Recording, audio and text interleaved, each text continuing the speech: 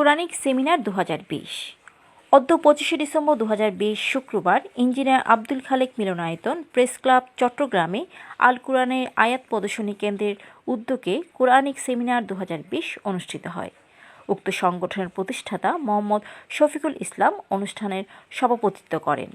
অনুষ্ঠান উদ্বোধন করেন চট্টগ্রাম সিটি কর্পোরেশনের মেয়র পদপ্রার্থী বীর মুক্তিযোদ্ধা আলহাজ মোহাম্মদ রেজাউল করিম চৌধুরী।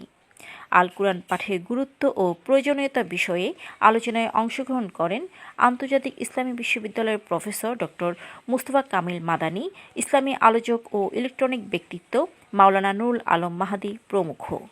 সেমিনারে সংগঠনের সকল সদস্যবৃন্দ উপস্থিত ছিলেন। দেশ ও মানুষের মঙ্গল কামনায় মোনাজাতের মাধ্যমে অনুষ্ঠানের সমাপ্তি ঘোষণা করা হয়। Tahura Pinky, BMF television.